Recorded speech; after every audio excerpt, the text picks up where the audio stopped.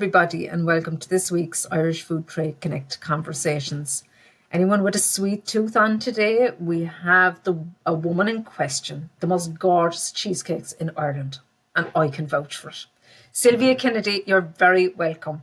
Treats by Sylvia. Very good, how are you? Very Hi, good, very everyone. good to have you on, and so welcome for giving your time here to me today. I had to have you on. Now, I am going to say straight out, my favourite dessert is the cheesecake. It is, and I was blessed to be able to be on the judges of the Irish Quality Food Awards, and I came across your product, and my God, let's just say it's very hard to judge anything after eating Sylvia's cheesecake. So well done to you on that. Gorgeous. Oh, thanks so much. So Sylvia, tell me a little bit about yourself anyway, your background, and how you got started in Treats by Sylvia. Yeah, so my name is Sylvia Kennedy. For those that don't know me, I'm the owner of Treats by Sylvia. We're a baking business based in Dublin, and we specialise in cheesecakes.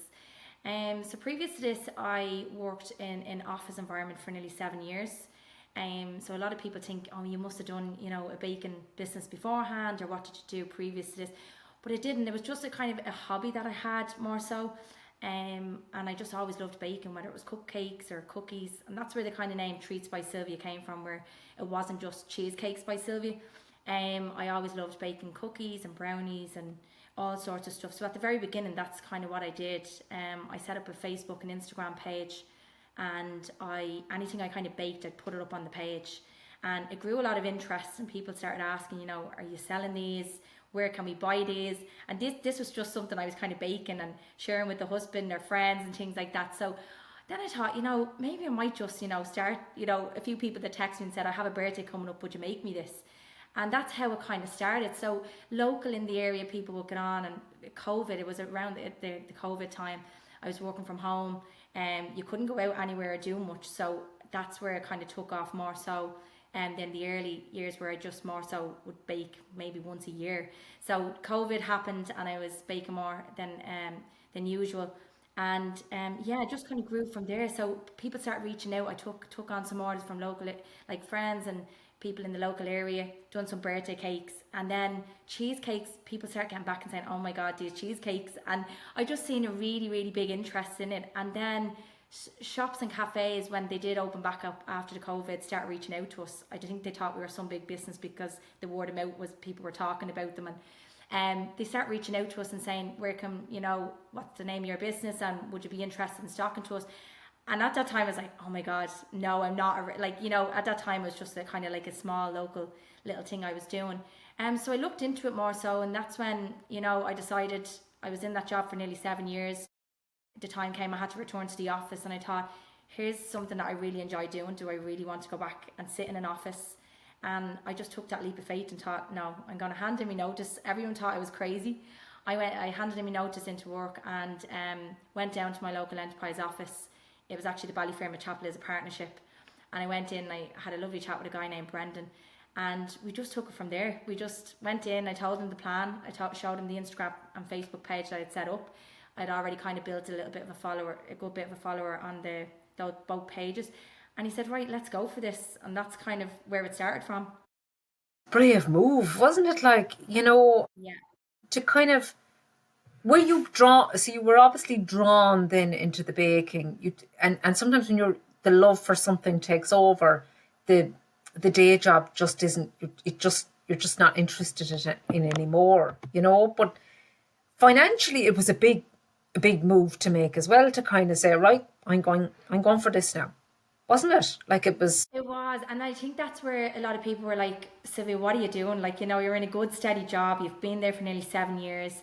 And I think COVID for a lot of people kind of, COVID for us helped us. Like my business grew from there. For a lot of people, they lost their jobs and stuff like that. And they were like, here's me losing a job and here's you leaving a job. And that's kind of where it was just like, do I really want to go back? And at the time I was I was in Ballyfermot, and I was working in Sandyford, and the commute back and forth every day, was nearly an hour at times. I was going in to sit in an office, and I was just like, I really enjoy working from home. And that's kind of where it came from. And it's gas. Now I'm kind of more time on the road than I was just that little small commute when I look back at it now.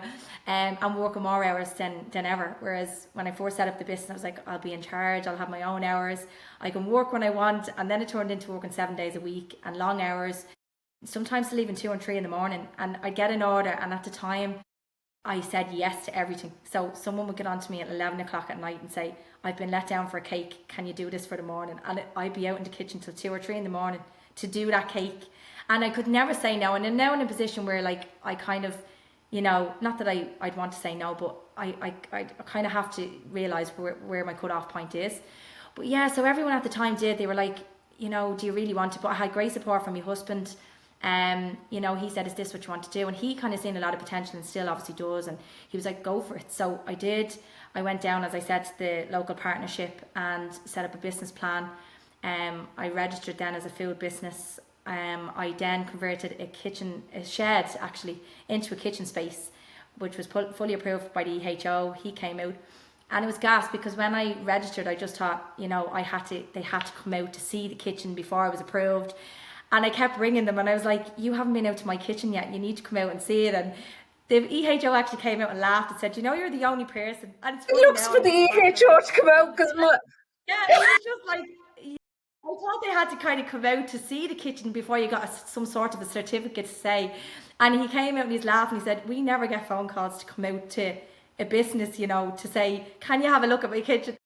And I was so proud of the kitchen. That was a case of, can you see the kitchen? And at the end I was like, do I get my certificate now? And he was like, you don't get a certificate. It's just like, a follow-up email to say where anything was wrong, and the two of us just laughed. And it's gas, because he's still a good connection there where I have, if, I ring. And even though I'm in a different area now and he's not over, he's been a great network of, like, a connection there, that if I kind of need any support or help, he's there.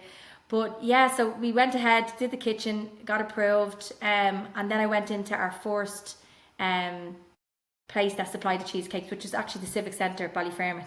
So it was great that I was from the Ballyfermot area, and that was our first place to stock the cheesecakes. But it was through a course I went to, so it was a day course where I went out to markets and stuff like that on stalls.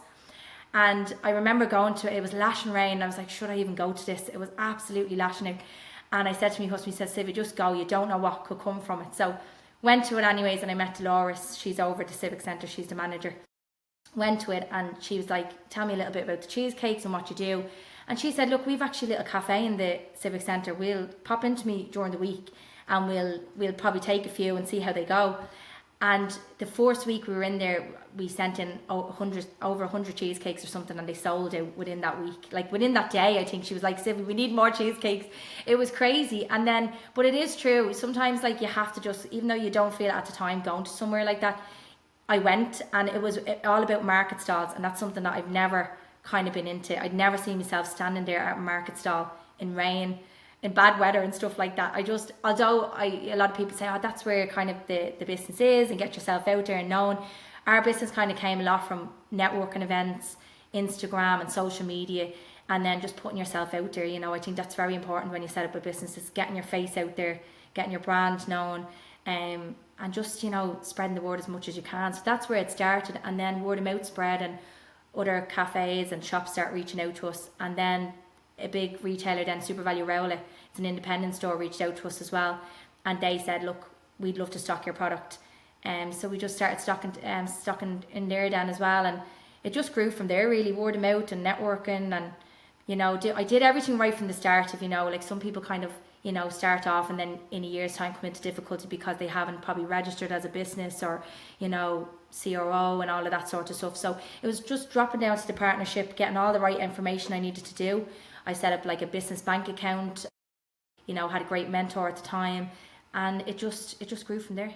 like it's like everything, for someone that had been in an office environment, to just pushing yourself out. And when you talked about that day that it was raining, and it was, we're kind of going, Jesus, should I go or shouldn't I? I have so many of them days. And the first networking event I went to in Dublin Chamber, it was like that. It was a wet day. Like, I used to do networking before, didn't like it, didn't like going into a room where there was nobody like that I knew.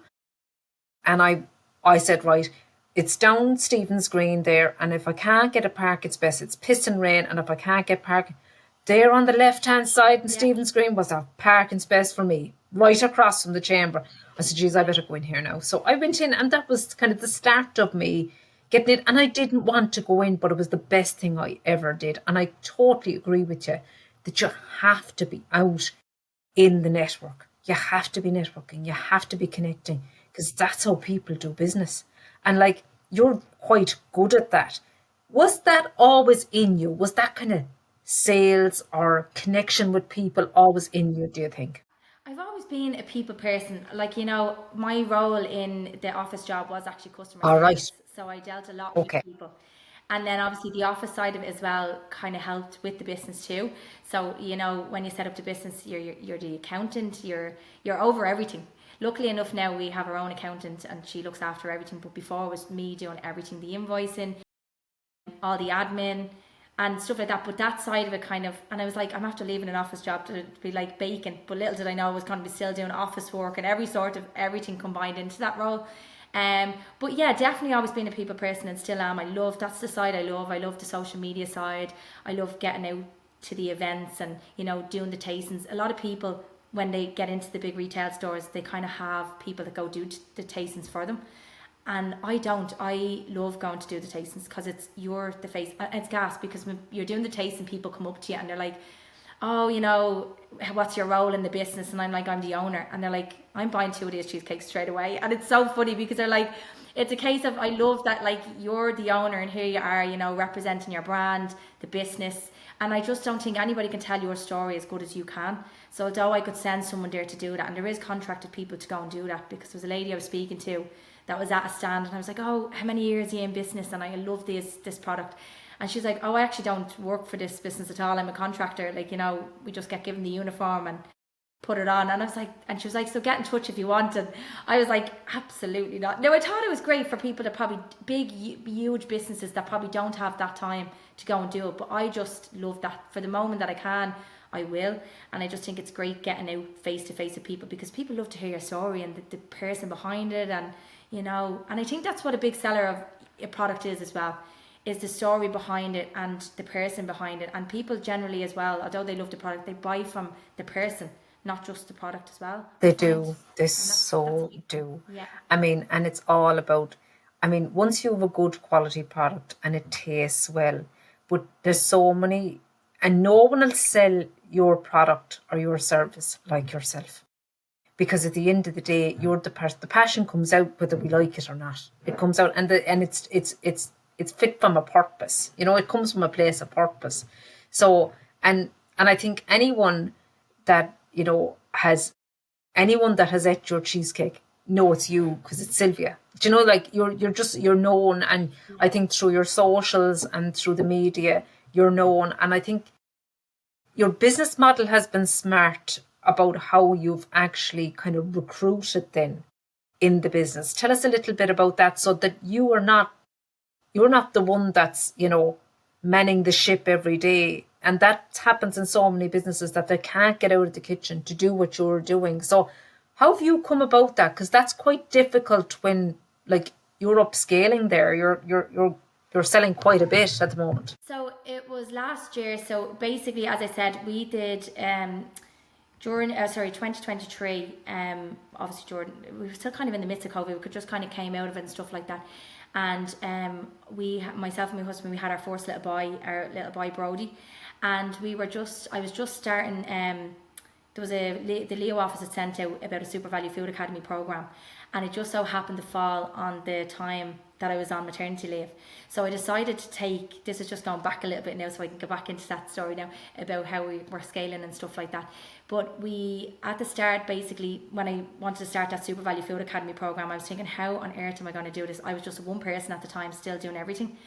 And I decided to take a 6-month break, obviously, from the business to work on the growth and upscale of the business. And again, people were like, are you mad? What if people, choose someone else to go get the cheesecake, or that gap is filled where you used to supply?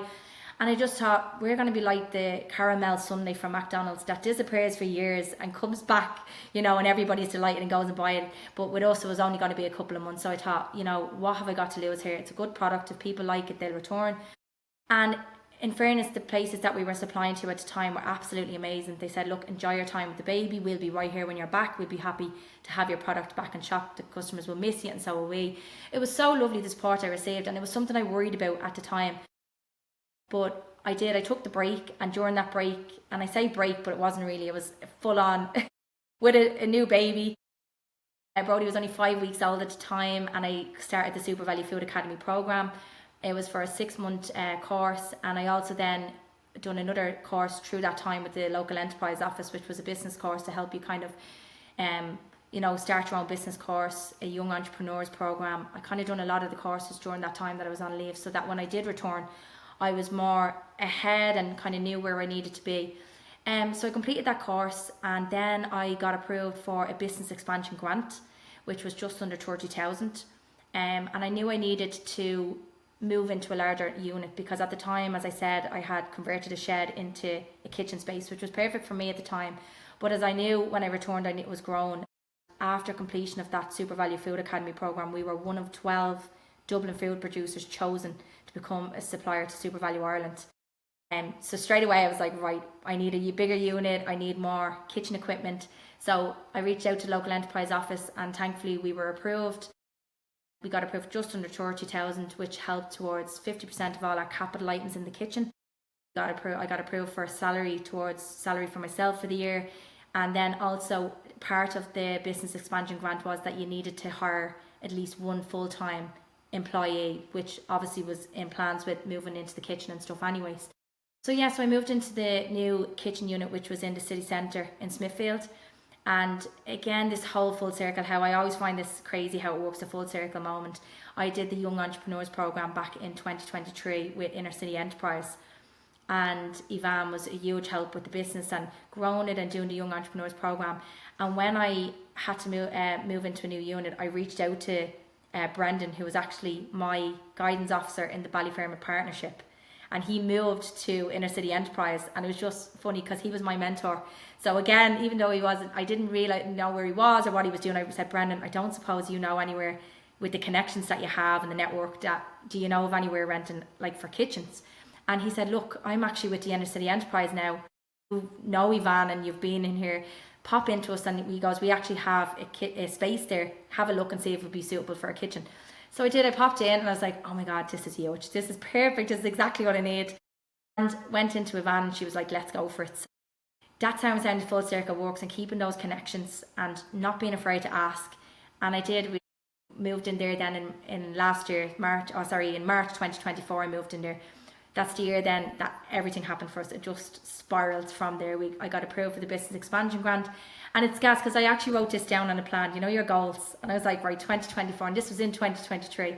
I wrote down new kitchen, refrigerated van, expansion grant.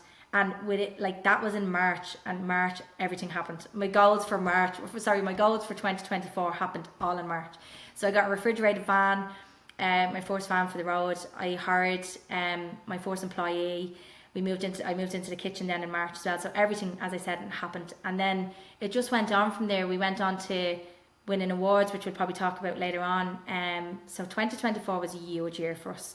And that's what I'm saying. So we hired my first employee. At the time I had hired Daniel. And then he moved on to do something else, and I hired Jessica. And Jessica is with us nearly a year now.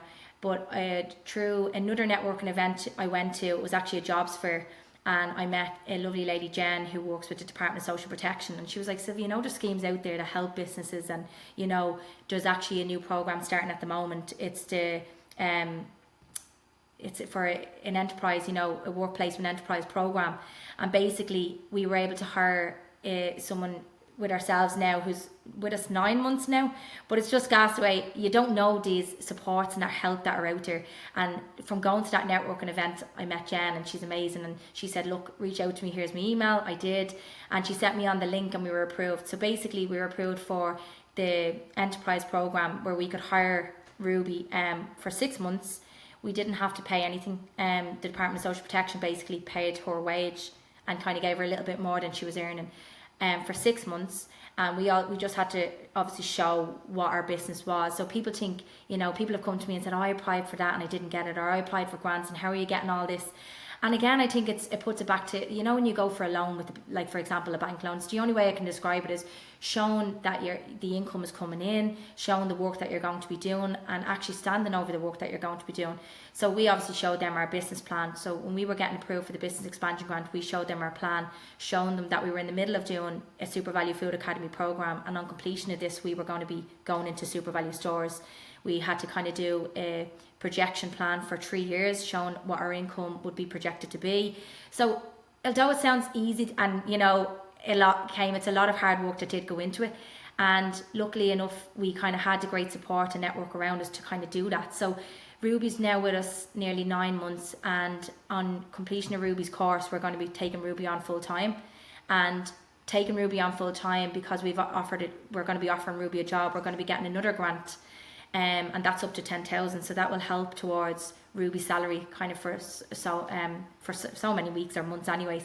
And then we're also in the middle of going for a second business expansion grant, again showing them where we're at the moment, what we're in talks with, and obviously we're hiring people, we're offering jobs and staff, and again going through our projections for the next couple of years. So hopefully we get approved for that again, because from next month our kitchen is expanding to what it is now. So we're getting a kitchen expansion in the current kitchen we're in, so that's going to be bigger again.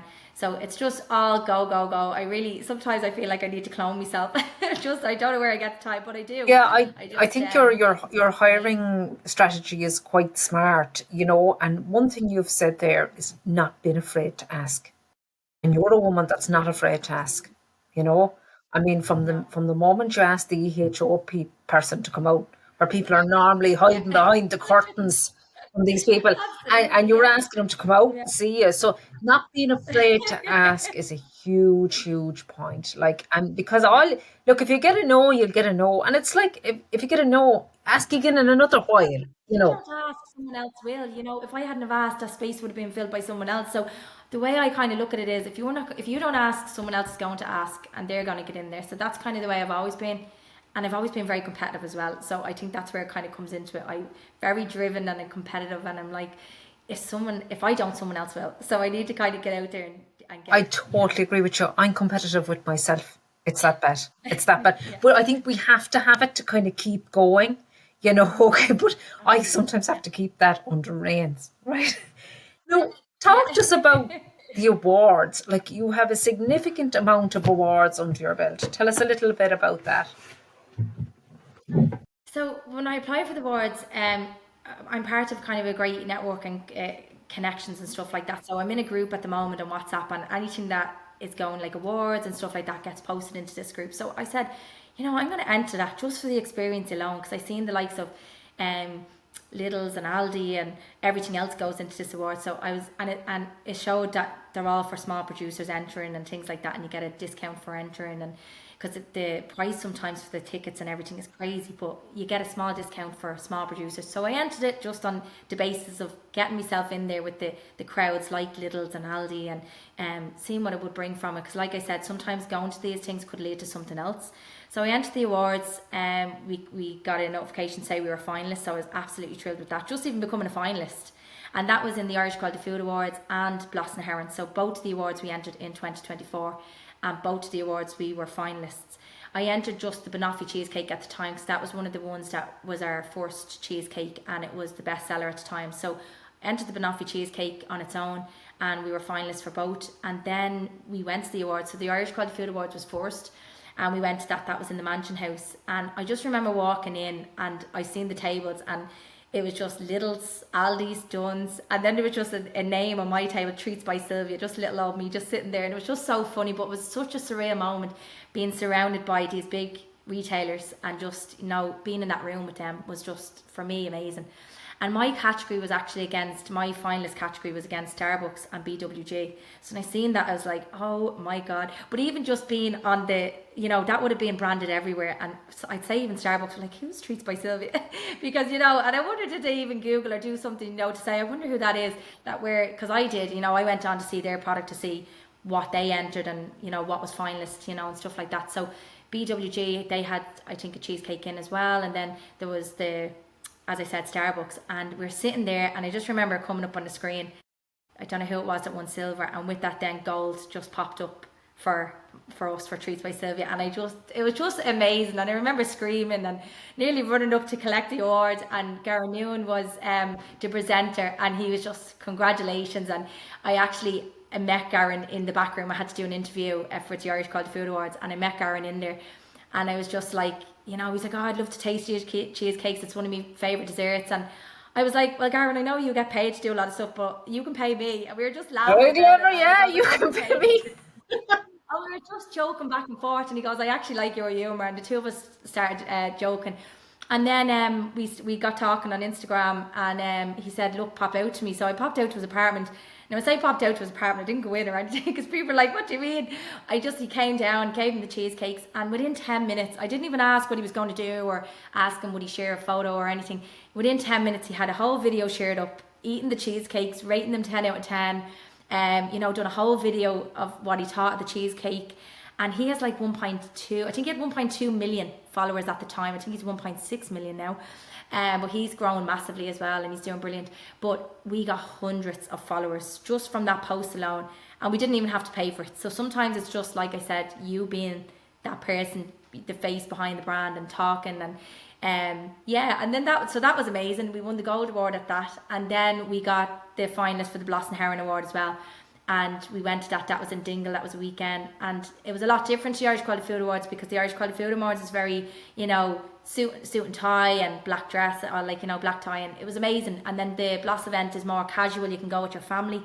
So I was delighted. I brought my husband and Brody, he was only just nearly 1 at the time, and we went to Dingle, and like that, again, name popped out. I think Fallon read out the awards, and it was like gold. So winning two gold awards in the same year, just a couple of months apart, was absolutely just so surreal. And like that led to a lot more business. LinkedIn at the time, Instagram was a huge platform for me for business. I find LinkedIn is a lot more leading towards a lot more business for us now. And then we had the likes of PayPal reach out to us. So not only are we in like retailers and stuff like that, we do a lot of work with PayPal as well. So PayPal reached out to us, and we supply to them for a number of their events, and other big companies as well, like the likes of Grant Thornton we've supplied to, Citibank, Dublin City Council is another one that support our business massively. And so it just kind of led to a lot of business, and winning the awards, it still is such a surreal moment. Then into this year, then we entered again just with our other 3 flavours, just to kind of see, again, just to go to them. I just really enjoyed going to them last year, so I said we'll go again and see. And like that, we won gold again just a couple of weeks ago for our malt chocolate cheesecake. So, and then we won 2. So not only did we win 1 award, we actually won an award for all 3 flavours that we entered. So we won gold for the Malteser, and we won 2 silver. So we won silver for the white chocolate and silver for the milk chocolate caramel. Congratulations. And we're finalists actually in the Bloss event in October. Right, so you're looking for a gold there. Yeah. Yeah, absolutely. It would be great. But, even being, and people keep saying that, would you be, it's just great being a finalist. But as I said, I'm competitive and I do like to win. So it's a case of, and your product is good and you're working so hard. So getting that recognition as well, it kind of makes it all worthwhile, because some days, you do have hard days and you can be stressful, and you're just trying to do everything you can to kind of, grow the business and everything else. So getting that recognition is just amazing. And like I said, having the symbols down on our product as well, being recognized as the best, is amazing. And it's hard work, and sometimes, and I was talking to someone last week, I think it was the class I teach, we were talking about, even getting someone to say thank you rather than the financials of it, like it's of the recognition of the hard work, the quality ingredients that go into it, because it's the significant taste. Like, this is proper cheesecake, and a nice portion as well. Like, it's So it's and you could actually just eat that on the go the way you have it as well. So it's a really lovely product, but it's just, yeah, you all the hard work pays off. Then it's a huge thank you and recognition when you win an award like that. So congratulations. People love it as well. Like, so, thanks so much. But people love as well. Like, they like, oh, it's an Irish brand. But we also like a lot of our ingredients are like, we use Irish cream, Irish cheese, Irish butter, and that's something that people keep saying. You need to put that more on your pack. To say it's Irish ingredients, like you source and stuff like that as well. So it's not just like like an Irish brand. We source locally as well. For the ingredients that we use, and again through the costs and the rising costs and everything as well, because chocolate, everything is going up. We just try to keep our costs as low as we can. So we've a great suppliers that we use currently at the moment and have done for years. It's about kind of keeping those relationships and saying, look, we used to only order this amount off you now we're in this amount. So and they bring the price down for us and stuff like that to keep us as customers. So it's about getting those relationships, and knowing the right people and stuff like that. But we've had some sort of like recognition. It's been amazing that we haven't had to pay for. Like RTE reached out to us as well, and they done a piece on our business about being one of the top Irish brands for last Christmas, to add to your pantry. I couldn't believe it. I got a message off RTA and they were like, can we include your business You for didn't even the top Irish ask. brand? You were just they just I didn't even ask. They reached out to me. I seen the blue tick and I was like, oh my God, it's real. It's not just someone faking a page here, Yeah, they reached out to us and asked, look, we've actually chosen you as one of the top Irish brands in Ireland to add to your shopping basket basically this Christmas. And we'd like to do a piece on your business. And I was like, absolutely. I was like, what do I need to do? So yeah, they sent our email address and I had to send them on photographs of our product and just a bio on the business and how we started and where we're at currently and where the current retailers that we're in at the moment, where people can buy the product. So yeah, so RT done a piece on that. And then we got the likes of the Irish Independent, we've had write-ups in the Echo newspaper, loads of different business articles as well through LinkedIn. So yeah, we've just had a lot of recognition, but I haven't had to pay for anything yet. no, that is, and I think that goes down to your own initiative as well of being seen. Because if you're not seen, nobody knows about you, so they're interested in what you're doing. The next thing someone is buying your product, the next thing they go, I like this, I need to talk to this lady. And it's more in their interest to talk to you, as well, because they need content or whatever. So like it's unbelievable when you actually put yourself out there, what comes back, and It does. And someone actually said to me about that, like, you're being watched without even knowing you're being oh, watched. so true. That is so Yeah. true. And it made me scared. It made me think, oh God. But then in another way, I was like, no, we've had a lot of people reach out. We're in talks with big retailers at the moment for stuff that's in line for 2026. And it's just amazing. But like that, it's again putting yourself out there. And it was true, one of the big retailers that we only met with recently, that said to us, we've been watching your page for a while and we were just seeing how your growth has been happening and when the right time would be to reach out to you and stuff, and we think the right time is now. So it's only now, like, we're behind the scenes kind of working on the growth and upscale of the business. And like I said, I have Jessica and Ruby now working for me, and they're in the kitchen a lot more than I'd be there now. I still am full hands-on, but not as much as I used to be, because I need to kind of get out there and grow the business and scale it and make sure, for example, that like when we hire Ruby now, that I'm going to be hiring her in our books. We're not going to have that support as such there anymore of the Department of Social Protection paying her. It's coming from us. So it's a case of making sure that is there, because I don't want to lose someone that's a good employee, you know what I mean, and offering that there. And someone actually once said as well, if your business can't, someone asked me this actually, does your business run without you? And this was going back years ago, and I was like, no, sure, how would it at all? And then it's only now that I realise, if your business can't run without you, then it's not a business, it's a job. And that really did hit deep. I was like, that's so true, because now it's a proper business, because it does run without me. Like, there's been times where like that I've had to be away for a few days, and I'm like, sit down with Jessica and I'm like, right, Jessica, this is everything, and she'd be in there running everything, and I'd be texting her, how's this going? She's like, Sylvia, it's fine. But my biggest problem was delegating and handing that work over, because I'd be very much love being in control, if you know what I mean. And my biggest thing was letting go of control and making sure it was done right, because obviously I knew I was doing the job right, you know, making sure the cheesecakes were done right, making sure the place was clean, up to standard. So when you hire people, it's making sure that they're doing what you're doing and replicating everything. So like keeping up with the food safety and making sure that the cheesecakes are done right, following recipes, and you know, just being your standard basically. So I'm very, very lucky with the two that I have there at the moment, and just that they are doing everything that, you know, I do, and keeping that standard that we have up. You know, we have done kind of everything right from the start, and even the likes of the food safety and stuff like that, we have a great system in place. We've done a lot, all of our cheesecakes have been lab tested, so it's not just a case of putting the product on the shelf and, you know, not doing a right food label and stuff like that. All of our products have the correct food label, you know, and we include everything in that label and the barcode. And you know, people ask us, so where did you get the likes of the shelf life, you know, at the start, you know, using like, for example, 4 or 5 days. And it was a case of, you know, you just kind of went with it, but we actually have put our stuff through the lab, so it's standing over that as well. You know, we actually are not just putting a date on the back of a pack. We stand over our date because we've had our products lab tested and it came back with a 10+ day, and that's without adding any preservatives or gelatin or anything to kind of, you know, we our products are all handmade fresh, we don't freeze anything. And it's having that recognition even from the lab to show that our standards are up there, because, you know, especially with at the moment the way the listeria and everything else, it's a scary word to even mention, It's very you know, the scary. amount of. You have to be very careful. So we kind of, that kind of, you have to make sure that you're up to that kind of standard, and that's where we kind of always have to make sure we are. And that's why we did all our lab testing and we did everything right from the start, and we're up to that standard.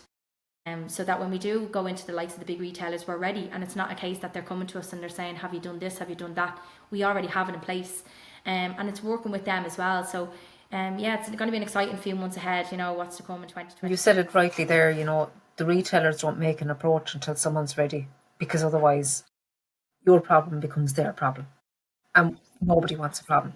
And I think when that approach is made, there's you know, the eyes are watching you. The eyes are always watching you. Who's the you know, who's in a place where they are able to supply every day, every week, and not let us down, and that they have the food safety standards, and they have a rate of sale that proves that it's working. You, to be fair, Yeah. you've got a lot of supports, a lot of drive yourself that has pushed that on in a very short period of time, may I say, you know. Since 2021, we registered a business. So 21 was, as I said to you, where we started like just, you know, set up the page and things like that. 22, then we registered as a full business. In what's that now? 4 or 5 years, and just grown from there. So again, like we're stocked in over 40 locations now across Dublin, and then yeah, it's just crazy now. We're going to be growing further than that And now. can you can also order online for any kind of catering events and everything, as well as you're in quite a lot of super values across the country. That's correct. Yeah, so we actually got our website. This is another thing again that people just think is fascinating as well. So we do a lot of work with PayPal, and PayPal are all about small businesses, you know, and we've great connections in there. And we were one of the producers chosen to be part of a hackathon event. So it's like an annual hackathon event. And again, there's where the competitive came into. I was like, I need to win this. So it was like, I think it was like 10 or 12 of us, and producers like that were chosen, and it was all different. So it was like people that were in, like mine was food business, someone else could have been computers or anything, like, you know, it was all different businesses that were in it.